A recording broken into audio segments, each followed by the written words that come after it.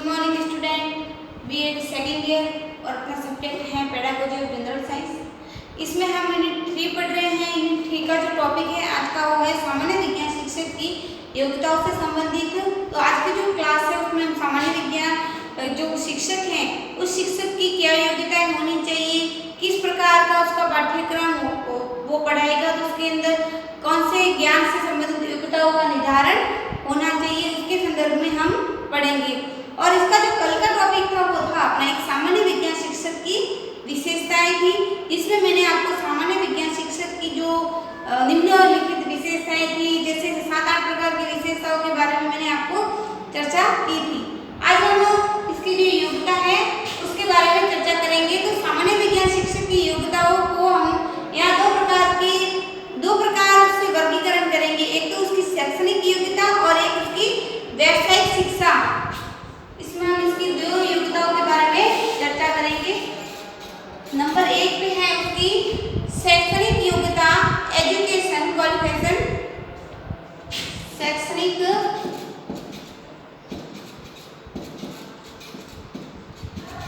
योग्यता पहले तो इसमें सामान्य विज्ञान शिक्षक की जो योग्यता है उसमें फर्स्ट नंबर पे सामान्य विज्ञान शिक्षक की जो योग्यता है उसका वर्गीकरण किया है वो है शैक्षणिक योग्यता और दूसरी है व्यावसायिक शिक्षा। दूसरी बताया है इसमें व्यावसायिक शिक्षा।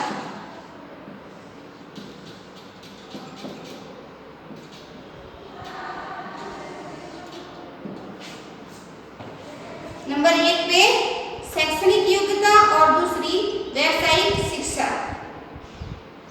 तो सबसे पहले जो शैक्षणिक योग्यता है वो क्या होती है, उसमें किस प्रकार से शिक्षक की योग्यता का निर्धारण किया गया है, किस प्रकार का उसके अंदर कौन कौन से डिग्रियां होनी चाहिए, इसके संदर्भ में बात की गई है।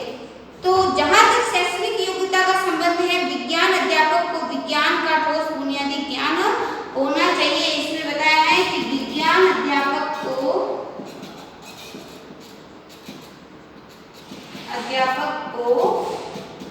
विज्ञान का ठोस ज्ञान होना चाहिए।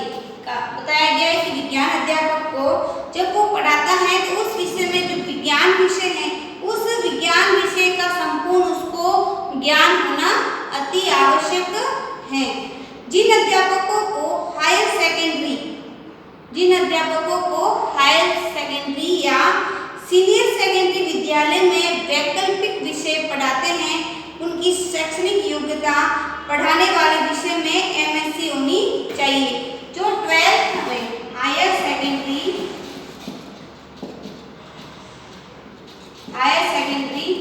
या जो सीनियर सेकेंडरी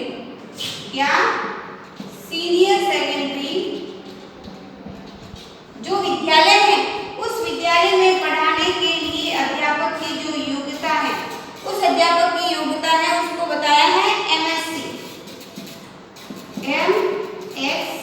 बताया गया कि जो हायर सेकेंडरी वाले विद्यालय हैं या सीनियर सेकेंडरी के जो विद्यालय है उसमें जो वैकल्पिक विषय पढ़ाते हैं विज्ञान विषय से संबंधित अध्यापक, तो उनकी योग्यता इसमें मानी गई है एमएससी उनका होना अति आवश्यक है। अध्यापक की जो क्वालिफिकेशन होगी वो कितनी होनी चाहिए, एमएससी शैक्षणिक योग्यता होनी चाहिए। एमएससी शैक्षणिक योग्यता होगी। हायर सेकेंडरी कक्षाओं को जीव विज्ञान, भौतिक विज्ञान व रसायन विज्ञान पढ़ाने के लिए कम से कम उपरोक्त योग्यता होनी आवश्यक है। जो ये उपरोक्त है एमएससी, इसके लिए जो हायर सेकेंडरी है उसमें जो सब्जेक्ट होते हैं जैसे जीव विज्ञान,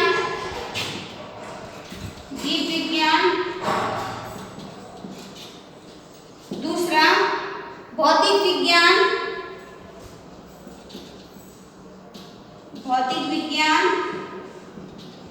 व रसायन विज्ञान, ये सब्जेक्ट होते हैं जो हायर सेकेंडरी है उसके अंदर वैकल्पिक विषय होते हैं। 10th के बाद में बच्चे जो विज्ञान विषय में रुचि लेते हैं वो ये विषय चुनते हैं। उसके लिए जो अध्यापक की जो योग्यता है वो क्या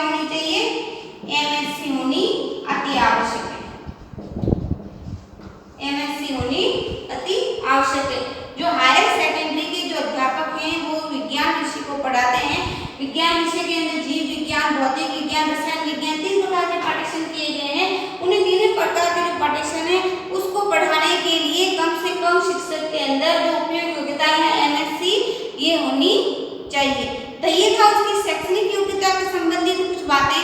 अब है उसकी व्यावसायिक शिक्षा से संबंधित बातें कि जो वोकेशनल एजुकेशन है, व्यावसायिक शिक्षा है, वोकेशनल एजुकेशन, उसमें बुनियादी शैक्षणिक योग्यता के साथ साथ प्रत्येक अध्यापक को बीएड का प्रशिक्षण प्राप्त भी करना आवश्यक है।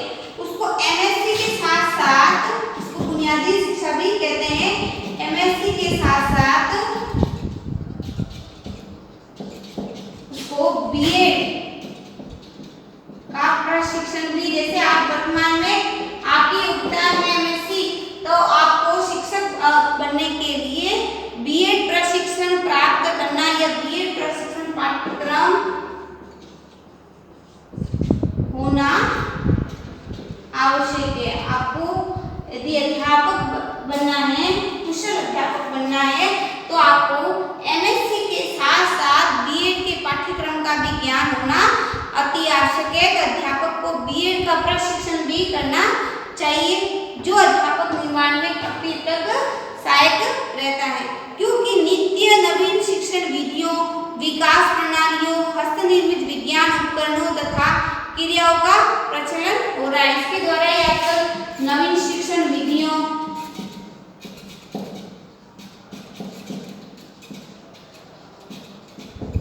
नवीन उपकरणों, विज्ञान के अंदर नवीन उपकरणों और भी नवीन तथ्यों,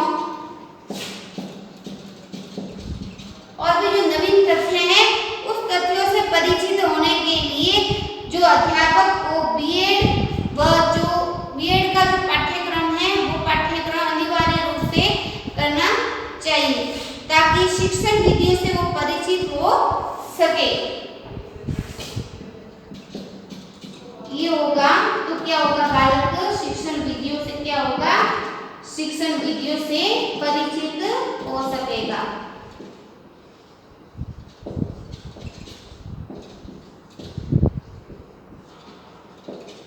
यदि वो बीएड के पाठ्यक्रम का प्रशिक्षण करता है तो जो शिक्षण विधियां हैं, जो नवीनतम शिक्षण विधियां हैं, विकास प्रणालियां हैं या नवीनतम विज्ञान विषय के जो उपकरण हैं, क्रिया हैं, उनका किस प्रकार से संचालन किया जा सके, किस प्रकार से कक्षा कक्ष के अंदर उनका प्रयोग होता है, किस प्रकार से कक्षा कक्ष के अंदर अनुशासन बनाए रखे, जो समस्त बातें हैं जो विद्यार्थी को केंद्र में रखकर सिखाई जाती हैं, वो विज्ञान विषय का अध्यापक है वो तभी सीख सकेगा संपूर्ण जब वो बीएड का प्रशिक्षण प्राप्त करता है।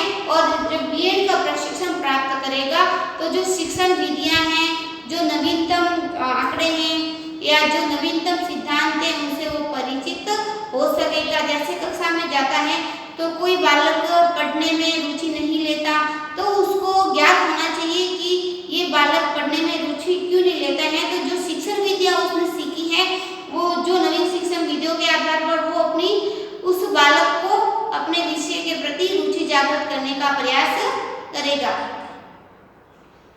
उसे विज्ञान तथा विज्ञान शिक्षण के उपकरणों से संबंधित नई पुस्तकें भी पढ़नी चाहिए। जब वो बीएड का प्रशिक्षण प्राप्त करता है तो अध्यापक को जब विज्ञान चुनता है तो उसको विज्ञान विषय से संबंधित जो नवीनतम जानकारी है, जो विज्ञान विषय से संबंधित जो पत्रिकाएं निकलती हैं, जो पुस्तकें होती हैं, उसको पढ़ने में रुचि लेनी चाहिए। उसे विज्ञान क्लब के गठन का व्यावहारिक प्रशिक्षण प्राप्त करना चाहिए। इसमें यह भी बताया गया है कि विज्ञान क्लब के व्यावहारिक प्रशिक्षण का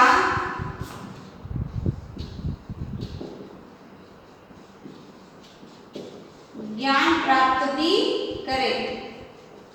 कि विज्ञान विषय जो विज्ञान क्लब गठित किया जाता है उस विज्ञान क्लब के अंदर क्या क्या गतिविधियां होती हैं, किस प्रकार के नमूनों का संग्रह किया जाता है, किस प्रकार की वस्तुएं उपकरण उसमें प्रयोग किए जाते हैं, वो क्या क्या प्रदर्शनियों का आयोजन किया जाता है, ये समस्त बातें और वो चीजें जो प्रदर्शित की जा रही है, जो उपकरण है वो जीवन में किस प्रकार से हम प्रयोग कर सकेंगे,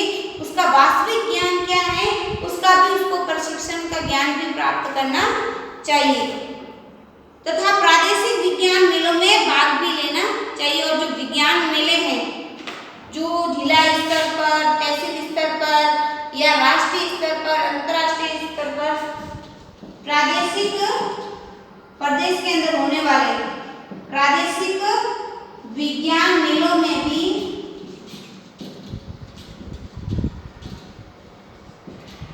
भाग लेना चाहिए। उसको प्रादेशिक जो विज्ञान मेले हैं उस विज्ञान मेलों में भी अपनी सहभागिता देनी चाहिए। विस्तार सेवा विभाग तथा अन्य ऐसे साधनों द्वारा, जैसे मैंने आपको बताया था एक विस्तार सेवा विभाग जो संचार के साधनों के अंदर, तो जो विस्तार सेवा विभाग है उसके द्वारा अन्य ऐसे साधनों द्वारा आयोजित सम्मेलनों में भाग लेने के लिए उसे सदैव तत्पर रहना चाहिए।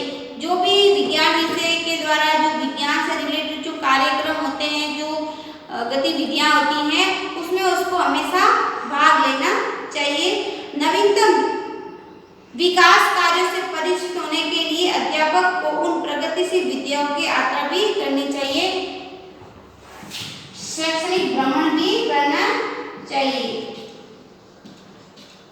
कि उसको नवीनतम जो आंकड़े हैं या विकास कार्य हैं किस प्रकार से हो रहे हैं, या कोई प्रोजेक्ट बन रहा है, कोई लैब बन रही है, उसके अंदर काम करना है, उसको प्रयोगशाला संबंधित सीखना है, तो उसको चीज का भ्रमण भी आवश्यक है। तो शैक्षिक भ्रमण भी आवश्यक इसमें माना गया है, जहां विज्ञान का शिक्षण सफलतापूर्वक किया जाता है।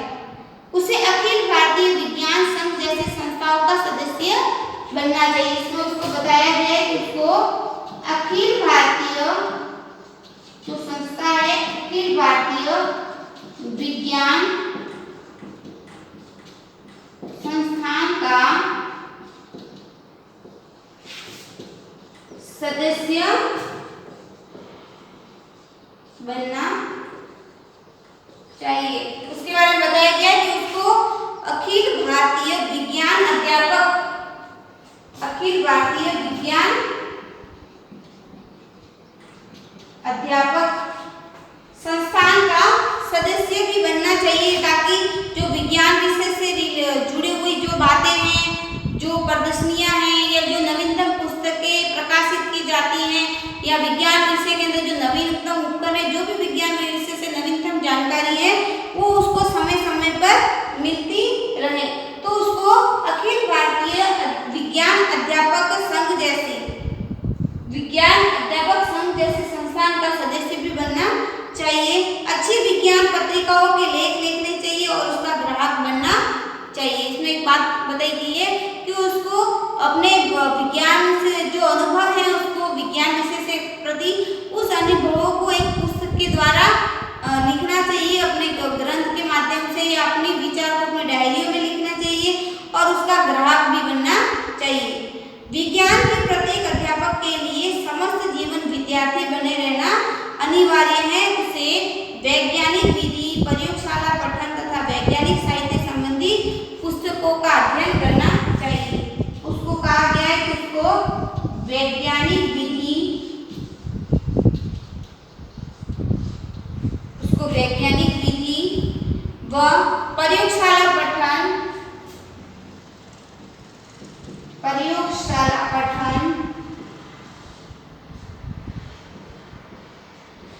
व जो वैज्ञानिक साहित्य संबंधी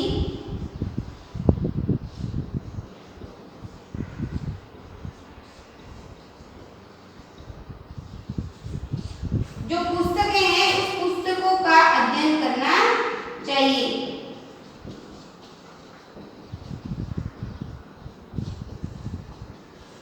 उसको बताया गया है कि उसको वैज्ञानिक विधियां हैं, वैज्ञानिक जो प्रयोगशाला पठन है, वैज्ञानिक साहित्य संबंधी जो पुस्तकें हैं उस पुस्तकों का निरंतर अध्यापन करना चाहिए। ऐसे अनेक पुस्तकों को प्रकाशित किया गया है जो भारत के विज्ञान प्रशिक्षण की नवीन प्रगतियों से अध्यापक को परिचित करा सके। तो उसको अपने ज्ञान में वृद्धि के लिए जो शिक्षण विधियां हैं, वैज्ञानिक विधि है, प्रयोगशाला पठन विधि है, वैज्ञानिक साहित्य है, उसको से परिचित भी हो सके और उसके ज्ञान में वृद्धि भी हो सके। भारत के विज्ञान प्रशिक्षण की नवीनतम प्रवृत्तियों से परिचित होने के लिए एनसीईआरटी नई दिल्ली के विज्ञान शिक्षण विभाग से संबंध भी स्थापित करना चाहिए। यदि उसको भारत की जो विज्ञान प्रशिक्षण के अंदर जो नवीनतम प्रवृत्तियां हैं उसको उसके बारे में ज्ञान प्राप्त करना है तो जो एनसीईआरटी नई दिल्ली विज्ञान शिक्षण विभाग से संबंध भी स्थापित यानी उससे अपना कॉन्टेक्ट भी रखना चाहिए। तो आज की जो अपनी क्लास थी उसमें मैंने आपको सामान्य विज्ञान शिक्षक की योग्यताओं के बारे में बताया है, जिसमें इसकी प्रथम योग्यता है वो है शैक्षणिक योग्यता एजुकेशनल जो क्वालिफिकेशन है और दूसरा है उसकी व्यावसायिक शिक्षा वोकेशनल एजुकेशन। इन दोनों के बीच में क्या क्या बातें हैं कि उसकी शैक्षणिक योग्यता किस प्रकार से होनी चाहिए और व्यावसायिक शिक्षा उसको किस प्रकार से मिले। तो जो शैक्षणिक योग्यता है उसमें विज्ञान अध्यापक को जो विज्ञान विषय का जो माध्यम है उसका ठोस ज्ञान होना चाहिए, विज्ञान विषय की उसको संपूर्ण जानकारी होनी चाहिए। उसको जो हायर सेकेंडरी या सीनियर सेकेंडरी में जो पढ़ाता है तो उसको एमएससी उसकी शैक्षणिक योग्यता होनी चाहिए, जिसमें जो जीव विज्ञान भौतिक विज्ञान रसायन विज्ञान के पाठ होते हैं इसके लिए उसको शैक्षणिक योग्यता एमएससी निर्धारित की गई है।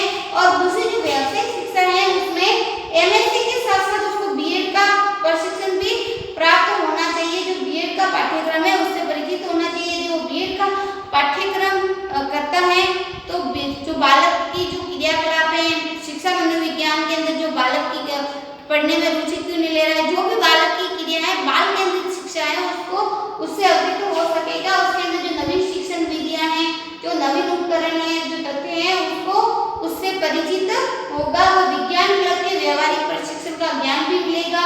जो प्रादेशिक विज्ञान मेले हैं उसमें अपनी सहभागिता दे सकेगा और शैक्षणिक भ्रमण से जो उसको ज्ञान मिलेगा वो ज्ञान स्थायी भी रहेगा। इसी के अंदर उसको अखिल भारतीय विज्ञान अध्यापक संस्थान के सदस्य बनना चाहिए ताकि उसको समय समय पर विज्ञान विषय से रिलेटेड जो तथ्य हैं आंकड़े हैं उसका नोटिफिकेशन मिल सके। तो आज के